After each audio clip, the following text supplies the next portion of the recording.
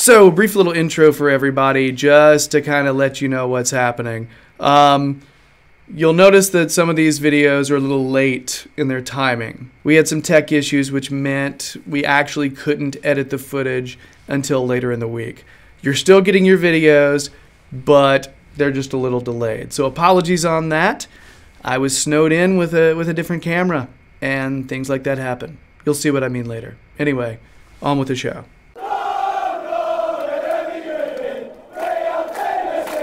Welcome to Toffee Blue View, your source for all things Everton. So guys, signings. Marcel Brands, just this god amongst men, has brought us players that can actually play football, that actually fit in with what a manager wants. It's nuts. And it wasn't like 8 number 10s. It's crazy sauce.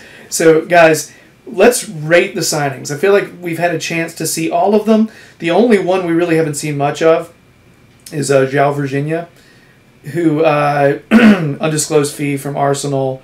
It's probably our number 3 keeper right now at the moment.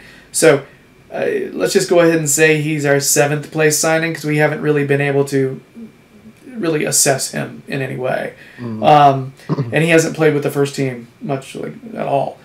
So let's think about the other 6. I'm just going to say a signing, and each of us give a little comment and kind of rate them 1 through 6. Okay? Bernard. Free. What a bargain. All right? Bernard, winger from Shakhtar Donetsk, Brazilian, gives us some skill and poise out there, has created a lot of chances for us. What do you think about Bernard as ranking against the other signings, Terry? I'm going to rate him at 6th, but I'm just going to do a quick disclaimer with that. None of the signings have been bad. All of them have been good in their own way. But he's come in. He actually surprised me. I was expecting a lot different from him because I didn't see much of him before we signed him. I thought he'd be a bit of a luxury player. Like you give it to him and he'll do a few tricks and he'll have a little bit of flair, but defensively he's not going to be all that. But it's actually been quite the opposite. He's one of the most hard-working players of the new signings, and he's forging quite a decent little partnership down the left with Luca Dean. Doesn't affect the game as much as he could do so far. Still, obviously, a long way to go. He's still adapting to a brand new league. He is obviously learning with a lot of new teammates as well. I'd like to see him contribute more. He's got some really nice flicks and tricks, like just against Watford. He was pulling out the back heels and the through balls through to Dean, but he's only got like 1 assist, maybe 2 at the most. He's creating a lot of chances though, so he's getting in all the right positions. It's just that killer final ball. He's missed a couple of chances as well when he was in really good position to score. So I'd rate him as 6th, but by no means that's not a criticism. I just think he's not done as well as some of the other players who've come in. Fair. Max? Yeah, I fully agree. I remember reading about Bernard before he joined, and something that really stuck with me is that he plays the pass before the assist. Seems to be one of those players, and that's good. I don't know. It doesn't seem he's not acclimatized to the league yet fully. I think that's it's quite evident from when he plays. I don't want to sound like one of these people who's like, oh, he's too small. But I mean, I'm sure that'll work in his favour, as his experience develops. But as Terry said, he hasn't really turned in terms of stats, has he? So in that regard, I suppose, he's got to be one of the lower ones. But still, I think he's a really good acquisition for a free, and I'm sure he'll come good in the future. I have no arguments with you guys at all. I think every single thing you guys have said here about Bernard is accurate. I think the way I'm ranking these is how important they are, how essential they are to the team's success, and how much they cost. And, I'm trying to factor in, and are they loans? I'm very glad that he's ours, but I think we could win games if he wasn't in. I still think we could win games. So he's not completely essential to our team's success. I give him a 6 in terms of 6th in the rankings. Great signing, though. Really happy to have him. I feel like this is when it gets interesting, gentlemen. Andre Gomez, loaned from Barca, a £2.03 million fee. Was injured when he came in, has finally begun to start playing, and he's just beautiful. So, Max, how do you rank the beard?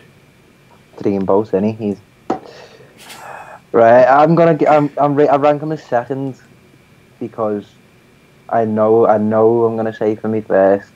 I don't know whether it's just because I like being a bit edgy, but I'm gonna go for second. Like, you watch us last season, the amount, like, how easy it was to break through our midfield was just ludicrous at times, and the poise and the composure that he brings when he's got the ball, when he hasn't got the ball, as Terry said in the last video, like, as soon as he picks up this ball, people are crowding him out and scared of what he's going to do. He's took to the league like a duck to water. Physically, technically, he just seems really capable, and it's got to be turned into a permanent. Terry. Can't disagree with anything Max has said there, apart from where I place him at number 3. And that comes under the disclaimer. If we had signed him permanently, he'd be number 1. Because he absolutely... You just stole my words, Terry. I'm sorry. That's fine. It means we agree. It means I'm not totally crazy. So sooner or later, we'll let you go first. No. I prefer you guys.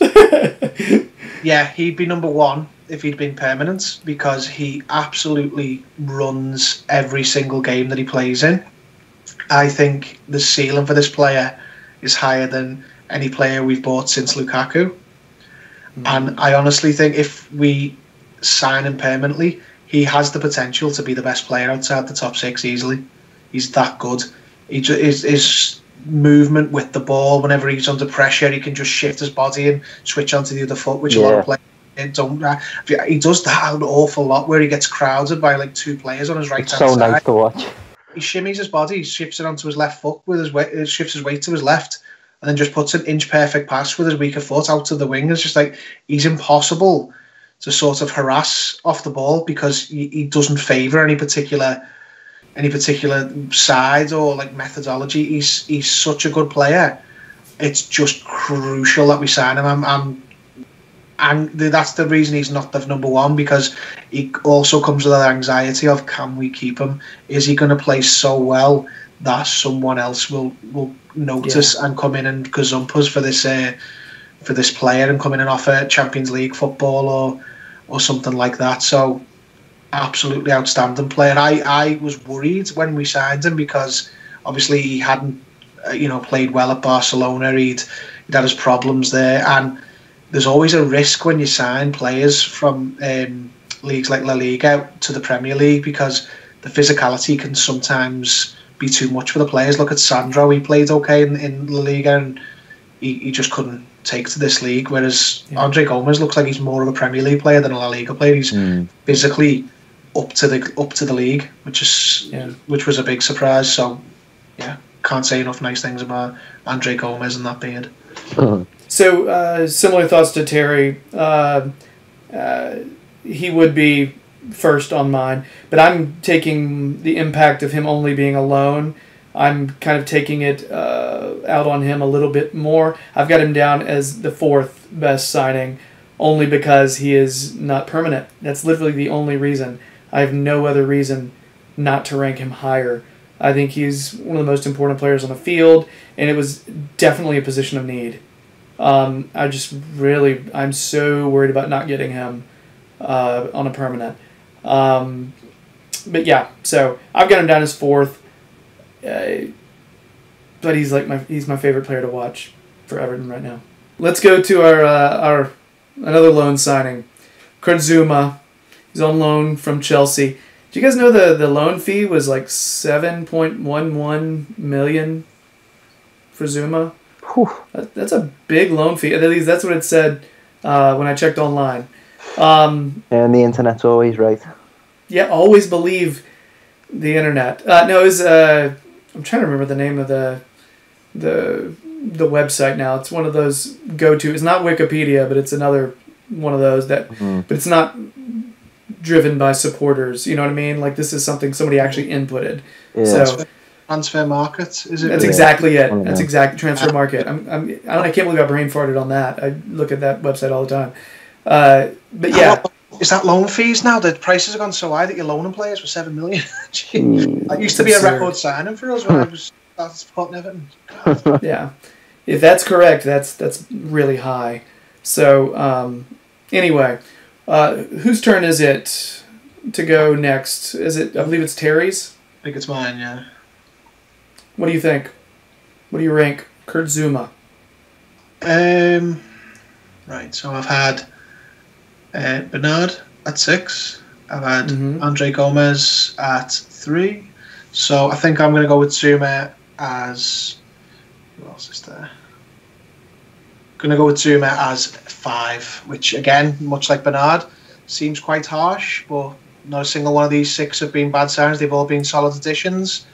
He loses points for only being a loan if we just signed him, given how good he could be and how high his ceiling of potential is. He's a solid player. He's really unlucky not to be in the team right now. He only came out just because of he had to because Chelsea, because he couldn't play against his parent club, and Yerry Mina did such a good job in his absence that he retained his place. I hope we sign Kurt Zouma. I think between Mina, Keane and Zouma, we've got a solid group of centre backs there for quite a few years who can get better. Great athlete. Really, he's needs a little bit of work on the ball, but he's never been. He wasn't missold. He was never portrayed as a ball playing centre half. He's not, but he's a really good player. He's just lower down the list than Yerry Mina, because I don't think he's done any worse than Yerry Mina. But he loses out just on the fact that Yerry Mina is officially our player, and Zouma isn't yet at this point. So, yeah, I'd rate him at 5th. Max? Likewise, I'd go for 5th myself. I think his value is going to, it's going to reveal itself a lot more. I think Keane and Mina struggled against pace in that Watford game, and I feel like it might be a way where Zouma starts seeping into the team a little bit more. I do like him. I think he's a fantastic athlete, and I think it was the Huddersfield game really impressed me, the way he was breaking the lines almost at will when he decides to push out from the back, and that's something I really like seeing from a centre half. He's a weird one, obviously, because you've got Mina as this sort of Colombian World Cup hero or marquee signing. Obviously, by circumstance, Zouma couldn't play against Chelsea, and Mina's kind of come in and made a stronghold and claim that spot in the side. Then not much else Zouma can do really except wait his turn. As I said, I do feel like that may come sooner than later now after it kind of got revealed that Keane and Mina don't do too well up against so much pace. But similar to Terry, I'd put him at 5th because players of all the signings have been great, but there's just others who I'd hold in higher esteem. Yeah, I got him in 5th. I think Gomez is more essential to the team, which is why I've got Gomez rated ahead of him. But both of them are loans. And I feel like Gomez is the more valuable loan, and Gomez cost less in terms of loan fee. So I agree that Zouma is equally valuable in terms of Mina, but just the fact that we bought him. That's it, and that's really all that enters into it for me. I think both of them are good center backs, and I trust both of them. How nice! We have 3 center backs right now that we trust. It wasn't always like that. For a little while there, we had 0. The kind of Deulofeu doppelganger, Luca Dean. Terry posted that Spider-Man meme with them facing each other, pointing, and I was just like, "Oh, that's so good," because it's just when you look at them without smiling, if they just look very serious, because I feel like their smiles are different, they look similar. They do. So it's just trips me out. So Luca Dean, though, 18.18 million according to Transfer Market was the fee up front anyway. Max, where do you rank Luca Dean? Top. Mr. Edgy. Top. Suave, tattooed Frenchman at left back who looks like he's been there for years. He is absolutely fantastic. I love him. Like that free kick aside, like he's just been absolutely fantastic. I mean coming in at left back. Baines isn't a legend, but he's got some iconography around him down these ends, and to adapt to that position so smoothly and so effortlessly. He's obviously, his relationships in the team are evidently starting to improve. He's forging a relationship with Bernard down that left. You see him up and down a lot. Sometimes he gets caught out defensively, but you can let that slide because the way our fullbacks bomb on so much, and I think that's something that Evertonians like seeing. He gets the club, he loves the fans love him right back. He's just fantastic, isn't he? Top for me. Yeah. Terry, where do you got him? A very, very, very close number 2. I was very conflicted about whether to put him top. Everything that Max said, just echo that. The relationship he's got with the other players, the relationship he's got with the supporters already. I absolutely love Luca Dean. I think he's one of the better buys we've made post David Moyes.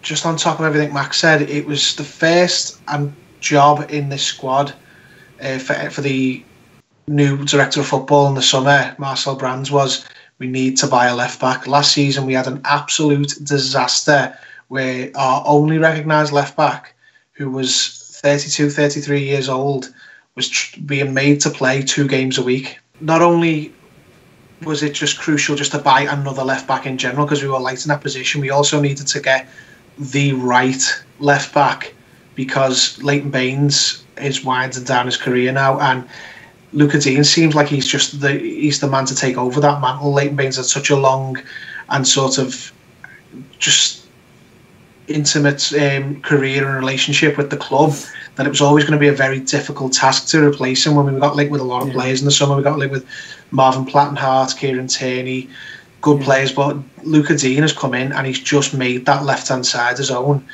Who plays in front of him is still up for debate because there's Bernard, there's Richarlison,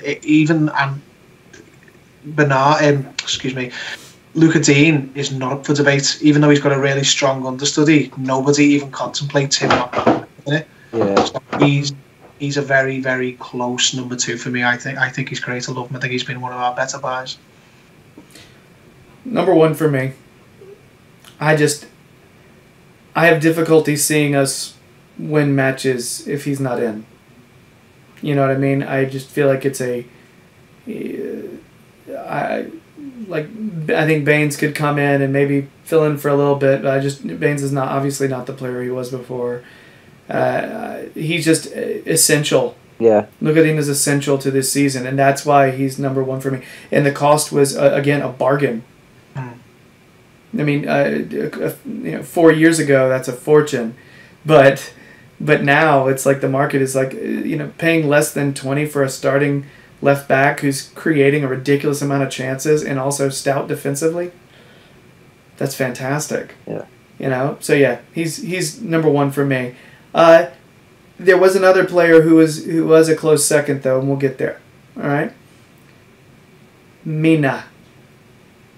All right, we bought him for $27.23 million. He's actually gotten to play some, so we can judge him fairly now. Terry, where you got Big Gerry? I've got Big Yerens at number 4. He's He's done a lot better than I thought he would. Not that I thought he wouldn't do well. I worried that he'd struggle to adapt this league more than the other players because of we saw him play internationally and he likes a foul. He loves he loves to like wrestle with the other players and really have a running battle with his the man he's marking. And I thought he'd get penalised a lot in this league for that, and he still might. I'm not ruling that out. He's skating on his luck a little bit in some games, but it hasn't been as much of an issue so far as I thought it would be. So he's just above Kurt Zouma. I think him and Zouma have done about as well as each other in terms of how strong they've been defensively. Meaning, obviously, as I said in the Zouma point, shades it because he's our player. But he is clearly a major building block of this new team. He's been brought in, he's chased all summer, and I think there's more to come from him. I think we will see goals from him because he's a good threat in the air. I think he's been unlucky not to get it a few times. Obviously, he's not gone unnoticed by opposition teams. They're obviously very heavily marking him when he's on set pieces because they know that he can be dangerous because the whole country saw him do it against England. Yep. Very good player. I think the left hand side of our defence was replaced in the summer, and I think the two of them are great buys. Mina and Dean next to each other, our two permanent Barcelona buys. Good player. Maximiliano, what do you got? Fourth myself. I rate him very highly. He was probably the one when we brought him in. He was the one that I was most excited about. He's a very marketable player. As I said earlier, he has this love that comes from Colombia. Obviously, he scored those goals at the World Cup, and you had, is he going to Lyon? Is he going to Manchester United? No, he's going to Everton. Come to Everton, and the doubts that we had, they exist. It's not like they don't exist, but your heart's in your mouth sometimes, particularly if we're playing off from the back a bit too risky and he looks a bit too clumsy with his feet, and that point that Terry brings up of it, he just loves a grapple, doesn't he? Loves being hands-on, which you can't get away with in this league. But I'm sure as time goes by, he'll pick it up and he'll learn and he'll develop both technically and physically to the Premier League, and he's going to be a real, he's in the core of this team, isn't he? I think we're going to, I think he's going to be one of the, ideally he's the name on the team sheet, isn't he, in terms of centre halves, and with with Michael Keane coming good, it's them two at the moment. But fourth for me. He's in the third spot for me. Big Yerance. I'm sorry, I'm just ripping that and using it. It's yoink. He's our player, which is why I've got him above Gomez. We've technically purchased him, and he is a starter. I'm not as bothered by his tendency to, as you said, loves a grapple. I think that's the best description of it. He does love a grapple. That's exactly what it is. I feel like the majority of his fouls are up top. He's really, really wrestling with players, which I do think you can get away with more in the Premier League than you could in Spain. Than you could in anywhere. It's the most physical league in the world. So I think he actually fits in. Reminds me of Fellaini. I remember when Fellaini first joined, and he was kind of flails about with his arms and his elbows. But he still does that, man. Oh my gosh, Fellaini's just like, oh, that's your hair. You're coming here. It's comparison. That is a great comparison. That Maxi is very like in sort of that mould of player. He's very a Fellaini type player. Like, he's crucial to the team and has a massive impact on the games he plays, but it's not always good because he's so close to the wire. I like him a lot. I was really excited about it, and I got less excited when I knew that we had brought in Kurt Zouma as well, because I just knew we needed a center back, period, at least one. And lo and behold, we brought in two. That was fantastic, but it took a little bit of the pressure off each other. I think if we only bring in one of the two of those, then I think the one that we brought in would have been higher rated on the list. That means they would have been more important to the team because we wouldn't have to rely on the other one. So, Mina gets 3 from me. And we finished with doing a pigeon dance here. Max, it is your turn to go first this time, I believe? Yeah, I believe by default he'd be second. Yeah. Is it second? I can't remember the order that I You got him at second, yeah. Yeah. On a little side note, I'm glad he's got the crowd singing an Oasis chant, because that's a pretty cool chant. That he surprised me. As usual, I had my doubts about when he first come in, because you look at the likes of that Irving Lozano in the World Cup that he had. You look at the links that Brands has to PSV. You think, oh, that may be an obvious buy to sort out our situation on the wing. Obviously, put faith in Silva's judgment, bringing in his protege, so to speak. And it's paid off by all accounts. 8 league goals, scored more than Eden Hazard and Anthony Martial. So it speaks volumes of just how important he is in terms of us grabbing goals. There's the position conundrum, which I still don't think we've concluded yet, but I'm sure we'll figure that out at some point over the.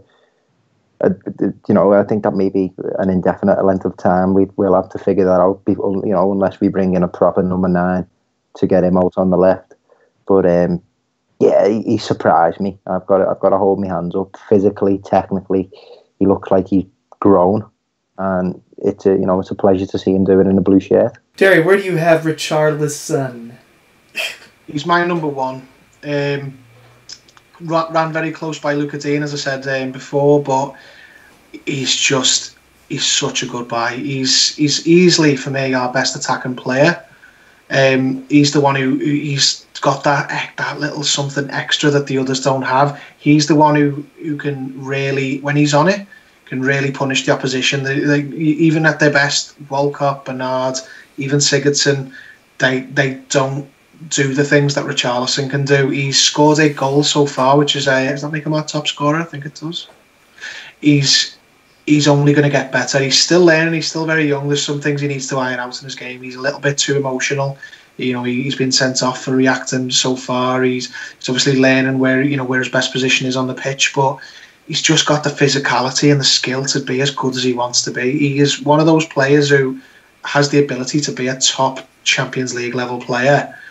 And we've done really well to get him. I know a lot of it was made of his price tag, even though A, the price tag wasn't reported accurately, and B, it seems to only be a problem when we buy players for large fees, not other clubs. But he's such an X-factor type player. He's been getting compared to Ronaldo, and that's for a reason. That's because at a similar age, Ronaldo looked like Richarlison does now, obviously minus the 5,000 step overs, but it was that sort of raw talent that you could see. Now, not every player who's got that raw talent develops into a top player, but he's got every chance to, and we've done really well to get him. I think the only reason we've got him is by virtue of the manager being so close to him. So he's the player I think we should build around the most, because he's going to be a superstar if he wants to be. I think when he's leading the line, playing at that center forward position, I'm not sure if I completely trust his hold up play. I think when in a league where center backs are kind of allowed to go through you to win the ball, which they are often, Richarlison gets exposed a little bit with that, because he does fall a lot. I think he goes flying. So I hesitate, but regardless, it's hard to argue with 8 goals. He is our most potent attacker. He's our most clinical finisher right now. He's dangerous in our attack, and I don't care where you put him. He's a threat to score. The reason I've got him at 2 instead of 1 is that I think we could maybe still win games if he wasn't in the lineup. Yeah. That's my only reasoning. I think paying $35.28 million for him up front is actually pretty good, considering what his end of season tally is going to be. 8 already. And I think we are going to continue to grow and figure out where he plays best. There's just going to be times, I think, where we're going to look at him and say, gosh, he's so strong on the left. And then we're going to play him up front, and it's going to make our attack so quick, and we're going to say, man, he should really be there all the time, shouldn't he? I just think maybe that's the way it's going to be this season until we start getting more attacking players who can play that center forward position. You know what I mean? The thing that surprised me about Richarlison, I wasn't as surprised with his ability to finish, his strength. I was more surprised just by the fact that he's fun. He's just his enthusiasm is infectious. The whole team wants to be around him. Yeah. You know, he's just one of those things that it's just when he's good mooded, it's like everybody's good mooded. You know, and the fact that he's helping us make us a worldwide brand. Exactly. You know, the way we should be. You know, go ahead, Terry. Max touched on it before about Mina. I think Richarlison's the same. He's a big part of this core of the team. Like a lot of the sort of team chemistry and spirit comes from certain players, and I think he's one of them. Gets under. It's very underappreciated but we shouldn't underappreciate it because we saw what happened last season when we had a complete absence of that. Yeah, where there was no sort of team spirit and no togetherness in the squad, and now we've got it, and you see the difference it can make. And he's a big that a lot of the Portuguese speaking players are all like sticking together, but they're not like, if you believe what you read, they're not forming like a clique. They're sort of integrating themselves in the squad as a whole, and sort of making it a stronger group, and it's paying dividends on the pitch for the most part. Plus, he's taking English lessons too. You know, just that's somebody who is wanting to be a part of it. It's I mean, much like with Luca Dean, we've touched on the relationship he had with the supporters. Richarlison, he was the very first one to come in and go, these supporters are a big reason why I'm here, and he's giving away shirts. Was the club like thousands in shirts already, but can't be discounted if it gives you the X factor in this. Who's number one? Every little bit helps. Yeah, and you got Neymar sitting there doing his pigeon dance, just copying him, just because they're friends. I'm sorry, I just think that's cool. Just saying. So that's our ranking of the signings. We did not agree on, every once in a while that happens. We have a difference of opinion, but I think we kind of agree with each other's reasonings for why we ranked, which is nice, At no point did they sit there and point at their screen and say, "Gerry, you're an idiot." They do that off camera. So, guys, I guess that's it for our rate the signings. Marcel, just saying, keep it up, man. Just keep it up. Don't get cocky. Just do your job. You're rocking it. Please. Sorry, that was just a joy to rate those. Just so good. So anyway, thanks very much. That's our final video of this little flurry. You can switch over now to our If You Know Your History quiz on the podcast, because that's happening. But in the meantime, if you've been digging the Toffee Blues YouTube channel, please subscribe. Nearing the 1,400 subscriptions mark, so you too can be one of those. If you want to see what Terry has to say, Terry can tell you where he's going to be showing up on the Liverpool Echo fan jury and when. So check his Twitter for that. Check Max's Twitter. He'll be on podcasts and videos galore. Additionally, he writes analysis for the Toffee Blues website, so check him out there. I guess that's it. So switch over to the podcast now if you like. If you don't, we'll miss you. Really? Miss you already? But we'll see you next time then. All right? Guys, talk to you later. Actually, in just a second for a quiz. And bye.